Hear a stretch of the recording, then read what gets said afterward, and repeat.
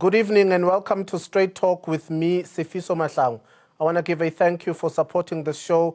Once again, you've made us #1. There's many political ructions in this nation, particularly on who the true veterans are. There's the MK MVA and there's the MK Council, hosted by Mr. Siphiwe Nyanda. We're a few weeks away from the ANC's elective conference, and what a steamy event it is.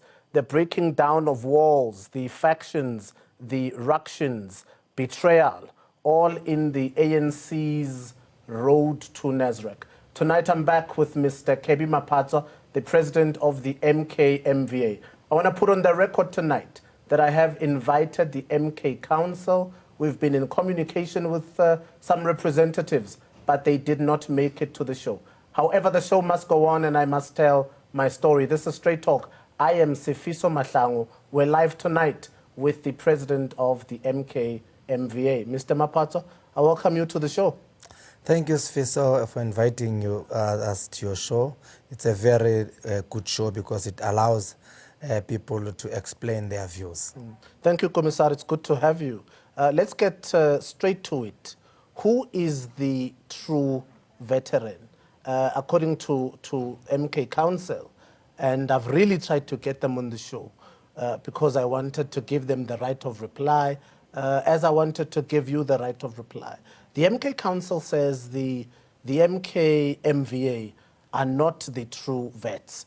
In fact, they want to reverse or rescind the election you had in the East Rand a few months ago. And I remember because I did the first interview with you 2 hours after you were elected. So when they take you to court, Mr. Maphatsoe, if they take you to court, what do you think that verdict will be? I think you see, Sifiso and the viewers, the disadvantage is that you have me only here as MK MVA. We're supposed to be having also the council to come and explain their side of the story. So I would encourage that next time invite us and them so that we can be able to explain our side of the story. I want to put on record I have invited them. Yeah. And we tried several times to contact MK Council, some representatives of them, but they could not make it tonight. I don't know for what reason, but it's a true debate. It would be good to hear both sides of the story and why they say perhaps you're not the true veteran. Now, I'm saying this because during the week they were invited on Motsweding, FM, SABC. I was supposed to be with one of their leaders, Ike More. He did not respond. But anyway, it's water under the bridge. What is happening is that we went to our conference from the 8th of June to the 11th, 2017. And that conference was sanctioned by the National Executive Committee of the African National Congress.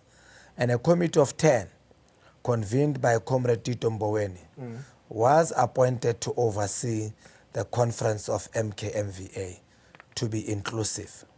Unfortunately, there were divisions on the side of the NEC members. Comrade Tito Mboweni decided not to attend the conference and some of his NEC members. But other NEC members, Comrade Lindiwe Zulu and Comrade Gugule Nkwinti, attended our conference, and they were the ones who were running our conference. So our conference was legitimate because it was sanctioned by the African National Congress. And the president was present as the president of the African National Congress, but also as a patron-in-chief of all military veterans and MK MVA. The president spoke at your event. So the event had the presence of President Jacob Zuma. In this weekend, Mr. Cyril Ramaphosa, the deputy president, spoke at the MK Council event. Is there some kind of competitive behavior? The president speaks at your event, the deputy president speaks at their event. Is this a sign of the ructions and the factions of the ANC? Or did the deputy president go there as a representative of the ANC, as it is usually done? There was a decision of the National Executive Committee of the ANC on this matter. And the decision said the appeal by the MK Council must go back to the National Working Committee, be processed properly, and be referred back to the NEC. Comrade Lindiwe Sisulu was there, she spoke at the NEC, Comrade Tito, Comrade Joel, and other NEC members. But the majority of the NEC felt that this matter must be referred back to the NEC. So we're waiting for the NEC to discuss the appeal that they've lodged. Unfortunately, now that, I don't know, it's the NEC of the ANC that will decide, that there was a meeting held and addressed by NEC members. And the unfortunate part of it is that the deputy president of the ANC, who's supposed to rise above these factional battles and unite the association, he goes against the decisions of the NEC of the ANC and Comrade Lindiwe Sisulu. If they want to campaign, let them go and campaign openly, but they must not divide this family of MK MVA. We've got our issue to resolve as MK MVA. So did the NEC decide that MK Council should not exist? Was that an NEC decision? The NEC of the ANC does not recognize MK Council because it is not a structure. We are the only structure that is recognized by the NEC of the ANC. That is why our secretary is full-time in Lethuli House at 7th floor, paid by the African National Congress.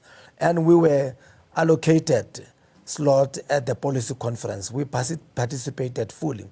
And we have given our report of the conference to the Secretary General, and he reported to the NEC of the ANC that indeed MK MVA has reported about their conference. So you can't have MK MVA that went to the conference and the NEC oversaw the proceedings.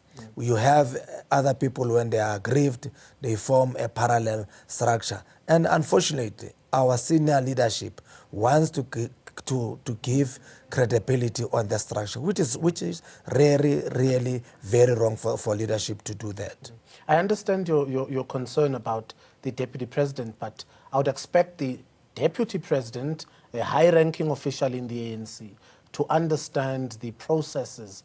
It sounds like, Mr. Maphatsoe, you're suggesting that Mr. Cyril Ramaphosa does not know of the NEC's decision or the constitutional decision of the ANC that does not regard or acknowledge MK Council. He should know that decision. He's a member of the NEC. He's a member of the top 6. He is the second in charge of the National Executive Committee of the African National Congress. He knows about this decision. He himself said he was warned not to come to that illegal conference. But he went there. So it shows that he is also factionalizing MK MVA. And it worries us that he is campaigning to be the president of the African National Congress.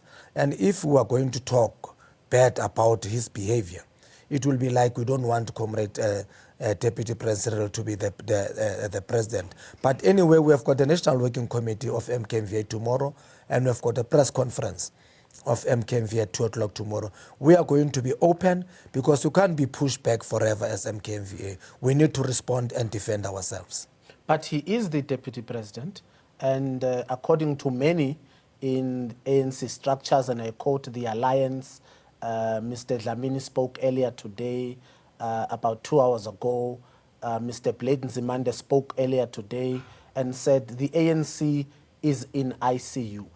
Surely he can campaign, and those who want to elect him can elect him. Campaign in a correct way. Campaigning has been opened, but you can't go to a parallel structure that is recognized by the ANC and go and bless the structure that is not recognized by the African National Congress and knowing the decisions of the NEC. He is behaving in a factional manner, unfortunately, and is dividing this family of MK MVA. We will talk more about the behavior of NEC members in interfering in the affairs of MK MVA, because they are doing this thing in a factional way, because they want, come the conference in 2017, we have expressed ourselves. So they are using this other illegal structure, council, to be a parallel structure to MK MVA, to use it to campaign for for them, which is wrong. Is the National Elective Conference in jeopardy? You saw what happened in the Eastern Cape. Mr. Ramaphosa called it a festival of chairs. Now in KZN, there are two ANCs, the ANC of Sihle Zikalala and the ANC of Senzo Mchunu. Is there a thought, Mr. Maphatsoe, an eventuality that the elective conference might have to be postponed if these things continue? I don't think so, and I don't think there's any threat. Conferences, by their nature, they come with tensions. So you'll expect obvious comrades to have tensions rising very high. So in KZN, we have got only one PEC that is led by Comrade Sihle Zikalala. There's no other PEC. In the Eastern Cape, there was a conference. We are expecting a report tomorrow from the NEC deployees to present it to the SG. But there is no crisis about the conference collapsing in 2017. We'll make sure, as NEC members and as delegates of the African National Congress, that our term has come to an end. Do you acknowledge the executive of the province of the Eastern Cape? Look, as I said, there's a report that will be presented by deployees tomorrow to the SG, and we'll wait to hear from what will happen after that. Let's talk about the traditions of the ANC. Many people speak about traditions, and at the SACP event today, many spoke about the tradition that moved, you know, from Mandela to Mbeki to Zuma. Why should tradition be disobeyed now? If tradition existed, Mr. Maphatsoe, and we are aware that President Mandela actually wanted Mr. Cyril Ramaphosa to succeed him, why did they go to elections? Why didn't he just take Mr. Ramaphosa and put him in as a deputy, if in fact these traditions exist? The leadership of the ANC, especially the president, does not appoint the successor. We have got the constitution of the African National Congress that the term of the leadership of the ANC is 5 years. And after 5 years, we'll go to the elections and elect another leadership. Every member of the ANC has got a right to stand for any position and be elected. This issue of tradition, I don't know where it comes from. We're not a traditional organization, the ANC. So we allow members to contest. So you don't say this is a relay where you hand over a baton to another person. It's a political organization, this one, that has got its own processes of how it elects its leadership. My concern is, why is the interpretation suddenly coming only to the office of the president in a manner that the deputy has to succeed, you know, and become the president? Why doesn't the SG, for instance, should it also be tradition to say, well, in that case, Ms. Jessie Duarte must then become the SG of the organization? Why is the talk, why is the topic of tradition only coming into the national discussion only now in 2017? It's only because it suits other people better. But you are correct. They are all positions of the top 6, and they are normally contested, and there's nothing wrong. It has never been a tradition in the ANC. Otherwise, we'd have put it in the constitution of the ANC that no, when the president his term comes to an end, the deputy president automatically must take over. Then we'll never have contest in the ANC. So this thing of tradition does not stand. This is the year of Oliver Tambo for the ANC, the year of unity. Yeah. And you've stated that you recognize the group in KZN that is led by Mr. Sihle Zikalala. Shouldn't you, Mr. Maphatsoe, say, well, we recognize that there are factions in the ruling party. We need the Morogoro anointing, that which your own comrades and cadres went to Tanzania and met and united the party in 1961. You need that sort of anointing right now. Is it not better to say, let us find a compromise candidate, a unifying factor? Let's look at Dr. Zweli Mkhize. Let's look at Ms. Baleka. Why do two factions want to rise, come to threats head to head, almost annihilating each other, killing the party in the process? Why not look at someone who will unite the party? Look, as I said, in our constitution, it's very clear that every member of the ANC has got a right to stand for any position. So we have got candidates who have said they are available to be presidents of the ANC. There is nothing wrong with that. They must go and lobby in the branches. But there are factions indeed in the ANC, and we'll have to deal with that thing of factionalism in the ANC. It's not going to be an easy work. It's a process that it needs all of us. But the issue of a compromise candidate, I don't think we need to go there, because everyone has got a right to stand in the ANC. We have got Comrade Cyril who's standing, we have got Comrade Nkosazana Dlamini who's standing, we have got Lindiwe Sisulu, we have got Comrade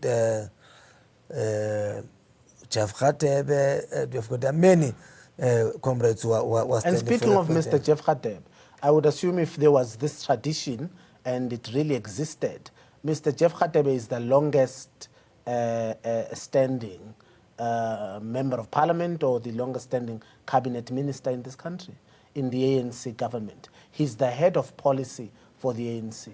If such a tone, if such a clause or such a tradition existed, I would expect Mr. Jeff Khatebe to know about it. Okay. You see, that is why the ANC has got a document called Through the Eye of the Needle, that anyone who wants to stand for any position in the ANC, he must meet those requirements that are enshrined in the document through the eye of the needle. It's a very important document, and we'd encourage members to read that document. If you meet those requirements, you can be elected in any position. Mr. Bedicele had this to say about you, also a member of your NEC, and I quote, "I do not believe the part where members of the ANC must go away from the ANC," quoting Ms. Makosi Khoza. "We are like this by adopting the doctrine of thinking that the ANC belongs to us and that others may go away."